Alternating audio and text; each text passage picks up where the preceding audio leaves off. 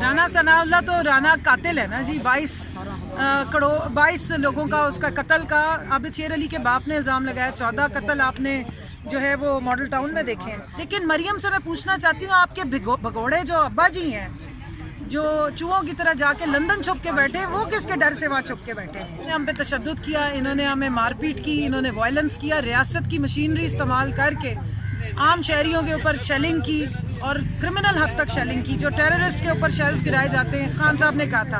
अब जो आगे वो बता रहे हैं क्योंकि चोर की दाढ़ी में सुई गैस का पाइप है, इसलिए उन्हें तकलीफ हो। अस्सलाम वालेकुम मैम। जिस वक्त पीटीआई की हुकूमत थी उस वक्त जो है, अब जो मौजूदा हुकूमत है ये एहतजाज करती थी महंगाई के ख़िलाफ़, अब आप कर रहे हैं, तो ये क्या हो रहा है? उस वक्त की महंगाई में और अब में आप ज़रा फ़र्क देख लें कि पीटीआई की हुकूमत 4 साल की हुकूमत में कभी 60 रुपये तेल महंगा नहीं हुआ है, और इनके 1-1.5 महीने के अंदर जो है वो आप देख लें 2 दफ़ा में 1 हफ्ते 2 हफ्ते के बीच में 60 रुपये तेल महंगा हुआ है, 250 रुपये घी महंगा हुआ है, आटा पहली दफ़ा 1600 से ऊपर चला गया पंजाब में। केपी में तो खैर वैसे ही होता था। और बाकी सारी चीज़ें देख लें कि आपके फॉरेन रिजर्व्स नीचे गिर गए हैं, जो हुक्मरानों के गुलछर्रे थे वो वापस हो गए हैं, जितने मुजरिम और कातिल थे उनको ECL से निकाल दिया गया है, उनको अदालतों ने फ्री हैंड दे दिया है, इलेक्शन कमीशन की तरफ से FIA NAB खुली छुट्टी है, तो हुकूमतों में फ़र्क भी तो देख लें मैम। लेकिन उनका ये कहना है कि IMF के साथ जो PTI ने मुआहदे किए थे उनकी वजह से अब महंगाई इतनी ज़्यादा हो रही है। तो फिर ये आए क्यों थे? फिर हमने अगर मुआहदे किए थे तो हम आपको रिलीफ भी देते, फिर हम जिम्मेदार होते। फिर आधी रात को जो वोट ऑफ नो कॉन्फिडेंस के थ्रू हुकूमत गिरा के ये वादे करके कि हम आके महंगाई कम करेंगे, फिर ये क्यों आए थे? इनको तो सब कुछ पता था। फिर उस वक्त दावे क्यों करता था ये झूठा इस्माइल कि जी मैं तो 75 रुपये लीटर हमारा पेट्रोल होना चाहिए। तब ये महंगाई मुकाओ मार्च क्यों किया करते थे? तब वो बिलावल 27 फरवरी से लेके 8 मार्च तक जो महंगाई मार्च करके लाया था वो क्यों थी?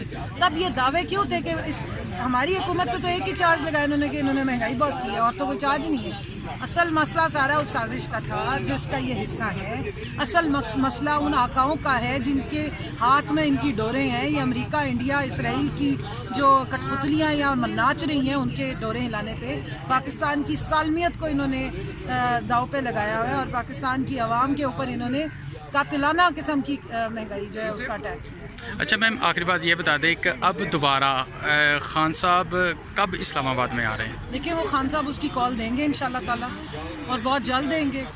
और वैसे तो जिस तरह ये आवाम के साथ महंगाई बम मार रहे हैं तो बहुत ज़्यादा टाइम नहीं लगेगा, खुद ही आवाम सड़कों पे ही है। मैम, पहले जो लॉन्ग मार्च को ख़त्म किया गया था, सोशल मीडिया पर अगर देखें तो लोग काफ़ी इसके ऊपर बहस कर रहे हैं, तो इस फैसले को आप कैसे समझते हैं? ये जो देखिए जी, हमने ना कभी सुप्रीम कोर्ट पे अटैक किए, ना हमने हमारी जो वर्कर्स हैं वो तशद्दुद की सियासत करते हैं, ना हमारे लीडर ये चाहते हैं। इन्होंने हम पे तशद्दुद किया, इन्होंने हमें मारपीट की, इन्होंने वायलेंस किया, रियासत की मशीनरी इस्तेमाल करके आम शहरियों के ऊपर शेलिंग की और क्रिमिनल हद तक शेलिंग की। जो टेररिस्ट के ऊपर शेल्स गिराए जाते हैं वो इन्होंने औरतों पे, बच्चों पे गिराए, उस क्वांटिटी में गिराए जो कभी भी जो डेंजरस होते हैं। ये तो इक़दाम कत्ल था।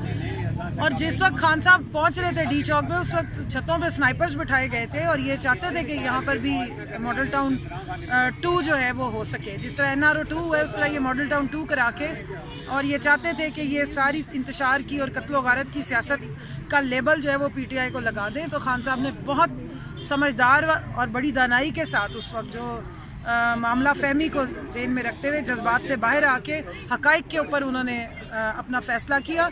वक्ती तौर पे ज़रूर लोगों को मायूसी हुई होगी, लेकिन हमारे लीडर की जो दिमाग है, जिस तरह की वो उनका दानाई है, उसमें सबको ट्रस्ट है। और खान साहब आधे घंटे बाद दोबारा ऑर्डर करते हैं, हम सारे फिर निकले। समी इब्राहिम के जो इंटरव्यू में जो बात खान साहब ने की, उसको लेकर सोशल मीडिया के ऊपर या इलेक्ट्रॉनिक मीडिया के ऊपर भी जिस तरह की बहस शुरू हो चुकी है, ये भी बात की जा रही है कि खान साहब की तकरीर के ऊपर पाबंदी लगाई जाए। तो इस जनरल कमर जावेद बाजवा साहब ने इसी किस्म का बयान दिया था सोवियत यूनियन के ब्रेक होने।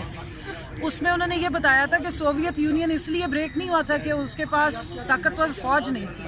सोवियत यूनियन इसलिए ब्रेक हुआ था क्योंकि उसके पास जो है वो डिफ़ॉल्ट कर गया था इकोनॉमिकली। खान साहब ने भी वही बात की है, और ये हक़ाइक़ आप यूक्रेन को भी देख लें।